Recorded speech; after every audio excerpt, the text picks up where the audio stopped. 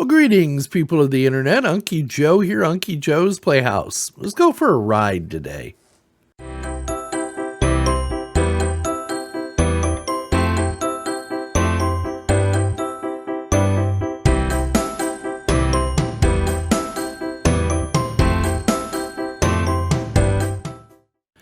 Yeah, well, in my continuing saga of you can't get good help these days, even if you pay for it, this just goes to prove a point of mine.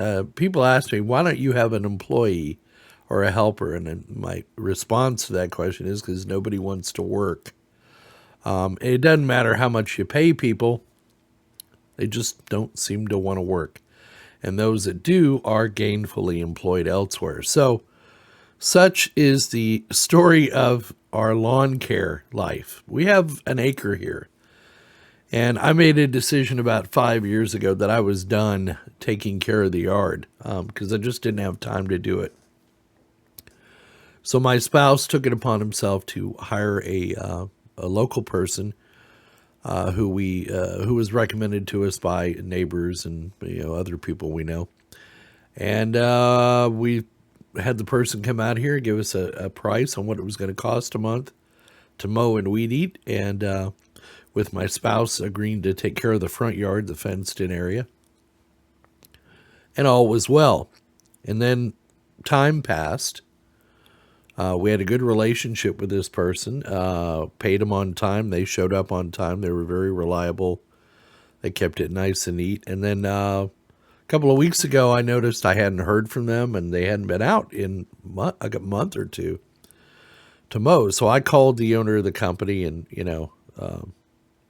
I'm just going to say this video is kind of a rant. I'm going to get to vent a little bit. And this person returned or actually answered my call, but only after me texting them 3 or 4 times like, hey, when are you going to be out? When are we going to start mowing again? So evidently they lacked the courage or fortitude to tell me that they no longer wanted our business. And that's fine. I can understand that. But if you're a business person, you're a professional, you should not make your clients have to track you down to get in answers to whether you're going to come to work or not. And then the really irritating, and we even had a discussion about, hey, I can't hire people to help me and I'm just overwhelmed.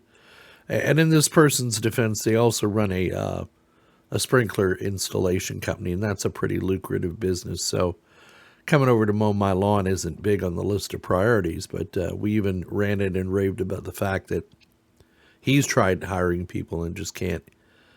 They don't have the same work ethic or whatever, or that he can't keep them employed.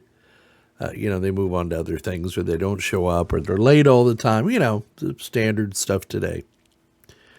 So where am I going with all this? Well, we're stuck with doing our own lawn again. And frankly, I didn't want to have to spend, another weeks trying to find somebody who was reliable. And so I just decided, hey, let's just go back to doing this ourselves. It's if we buy a decent quality lawnmower and take good care of it, it should last us.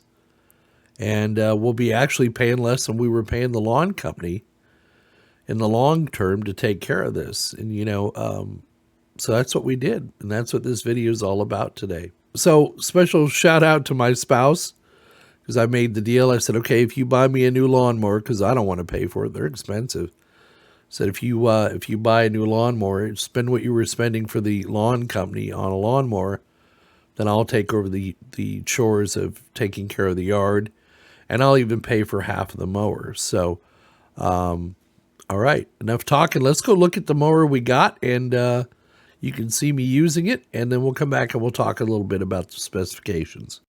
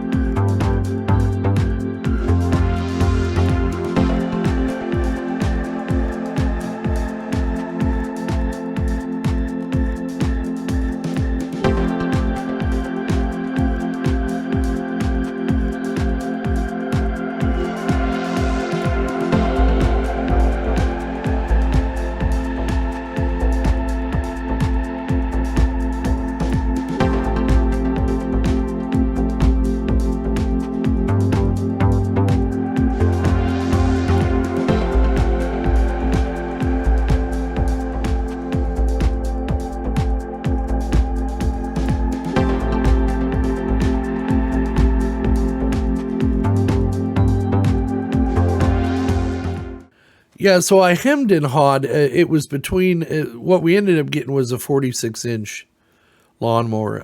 I toyed between that and getting a 50-inch cut mower. It was like $300 or $400 more. So I called my lawn people. I called my lawn guy and I said, "Hey, what size mower is that you're using?" And he goes, "Well, it's a 46-inch." He says, "Why? What are you doing?" I said, "Well, I'm buying a lawnmower because you kind of bailed on us." But he said, "Yeah, you want to get the 46-inch because you want to be able to still get it through gates and that kind of thing." And I think he's right. The 46 and the 50, I think, are built on the same chassis. They just have a different deck, and the deck is what you measure the size with. That's the cutting radius. So yeah, so we went with a Craftsman, which is actually not a Craftsman. I'll show you here what we went with. So this is what we went with: the 22 horsepower, 46-inch zero-turn riding mower. Now this is a Craftsman label, but it's made by a company called MTD. And they're a U.S. company, and they make basically just about all the lawnmowers in the United States. It's one big factory, and it's like kind of like TVs. They make them all in one factory and put their own name on them. So you will see this under the name of Troy-Bilt, Cub Cadet. They're all MTD lawnmowers. They just slap a different badge on them. And the Craftsman name used to have cachet here in the United States. It doesn't anymore. Craftsman is a dead brand. Sears used to own them. Anyway, so this is made by MTD, but it's a good quality lawnmower. It's got a nice welded steel frame. It has all the moving parts can be greased and whatnot, and it's easily accessible. This deck comes on and off. It's a zero-turn mower. It's got a 22 horsepower engine in it, a Kohler engine, and yeah, it's a nice mower. It's fast. This thing will travel up to nearly 8 miles an hour.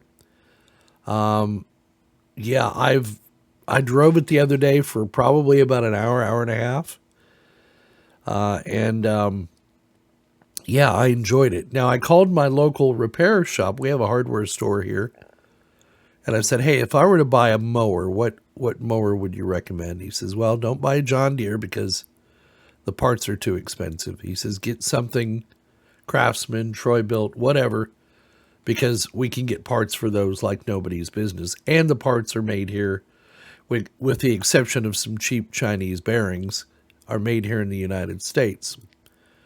So Craftsman has a pretty good warranty, and my local hardware store does warranty repairs on these. So it's got pretty good reviews. It's like anything. And I attribute it to like riding a sofa to mow the yard, because that seat is very comfortable on this thing. It turns on a dime, and it makes lawn care just, so easy. Yeah, if you've got a large area to mow, we have an acre. This thing will do it in about a third of the time it would with my old riding lawnmower. The problem with my old riding lawnmower is that we kept blowing bearings on the mower deck. It was just too small of a mower to handle this big of a load, and every time we turned around, every season we were having to replace the spindle bearings on the mowing deck because it kept blowing out. Anyway, so yeah, I'm very happy with the purchase. Money well spent. Hopefully it'll last me. If I maintain it and take care of it, hopefully it'll last me, maybe 5-10 years, maybe even longer than that. It seems well built. It gets the job done, and I give it a thumbs up. So there you go. We hope you found the video entertaining and informative. As always, please give us a thumbs up down below if you liked the video. Leave your comments down in the comments section. Subscribe if you're not already a subscriber, and click that little notification bell to be notified when new videos come out. If you'd like to support the channel, we take PayPal, Patreon, and the YouTube join function are all ways you can help support this channel and continued videos. Thanks again for coming to see us, and please don't forget, we'll see all of you on the other side.